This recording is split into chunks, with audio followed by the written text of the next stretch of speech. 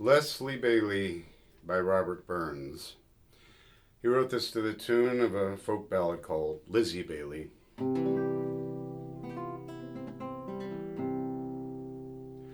The bonnie Lesley Bailie, oh, she's gaen o'er the border, she's gaen like Alexander, to spread her conquests farther. To see her is to love her, and love but her forever, for nature made her what she is, and never made anither. Thou bonnie Lesley art a queen, thy subjects we before thee. Thou bonnie Lesley art divine, the hearts of men adore thee. Who could a body be sae blest as are unto thy pleasure, the dearest life of mortal man, were ill worth sick a treaure.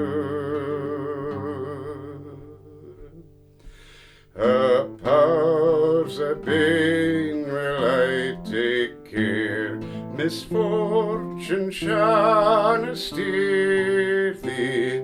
Thou art sae fair and like themsels, that ill they'll ne'er let near thee.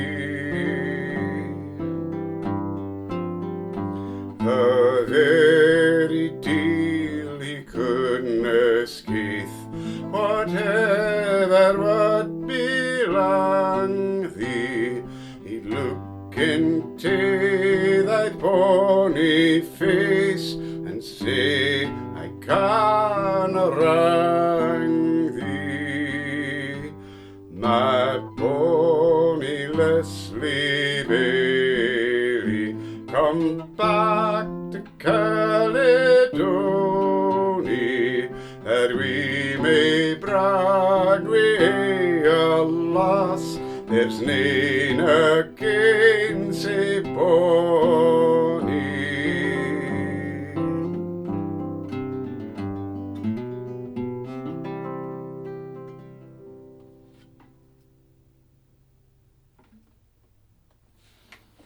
So this is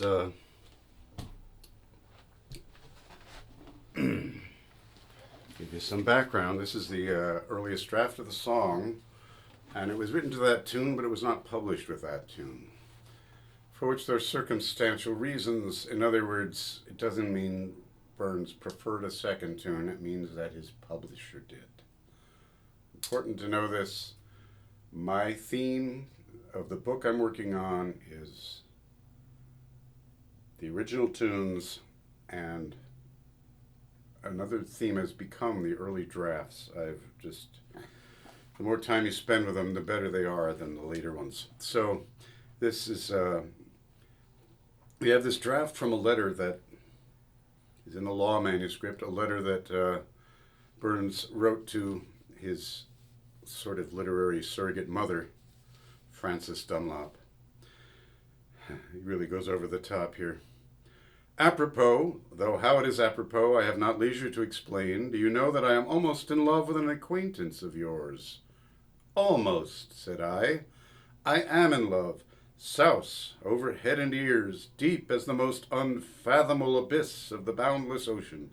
But the word love, owing to the intermingledoms of the good and the bad, the pure and impure in this world, being rather an equivocal term for expressing one's sentiments and sensations, I must do justice to the sacred purity of my attachment.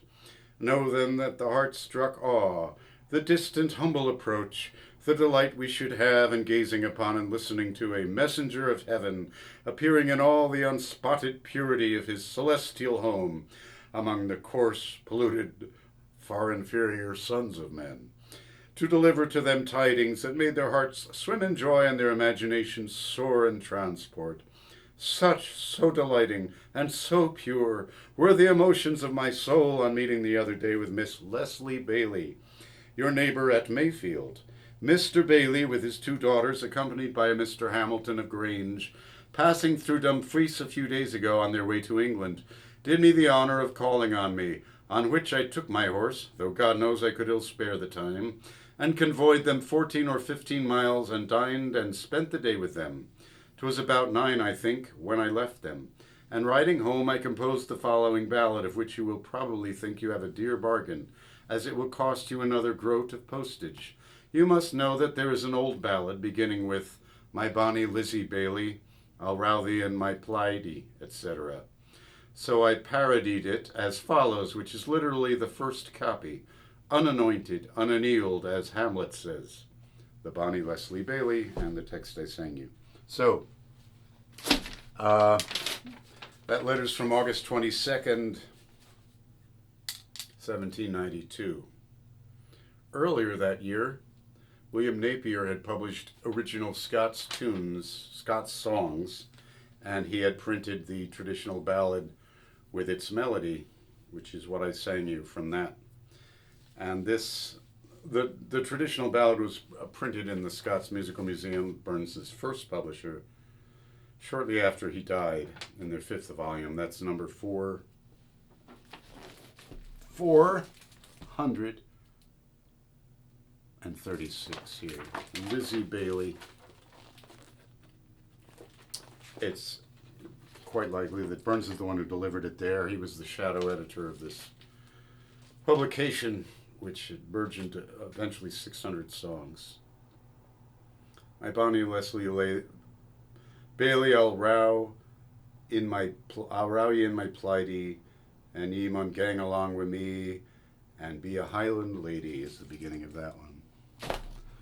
And her father disapproves, and so on. Anyway, Burns, in November of 1792, a lot happened that year.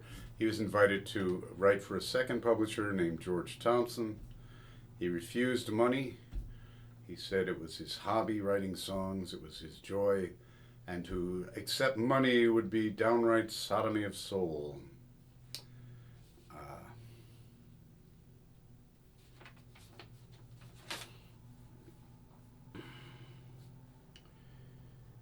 It's interesting, he wrote this while galloping home. Here's from another letter to Alexander Cunningham on September 10th, 1792. As for the rest of my fancies and reveries, how I lately met with Miss Lesley Bailie, the most beautiful, elegant woman in the world.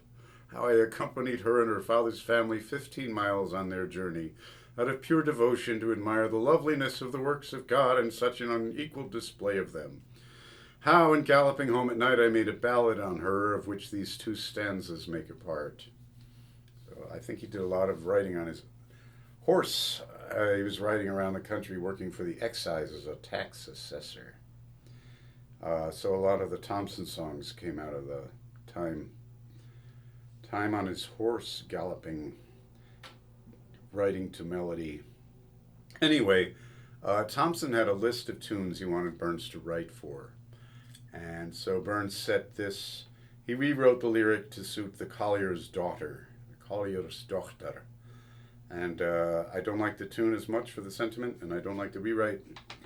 So there is the first impulse of the song, and it's admittedly rather silly, but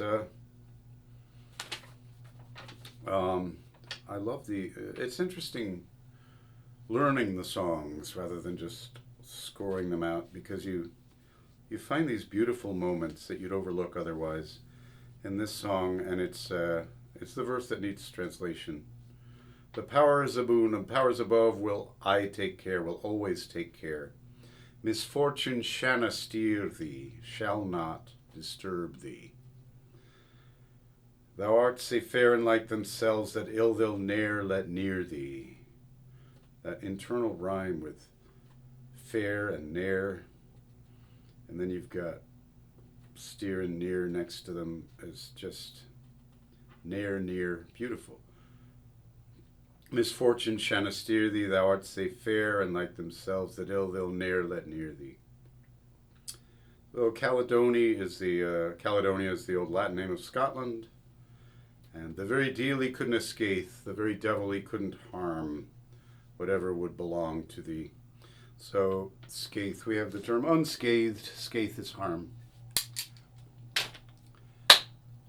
Hope you enjoyed the song as much as I enjoyed learning it. And be well. Please subscribe to my channel. Feel free to share. I think this is the 171st of the Songs of Robert Burns playlist. We're about half done.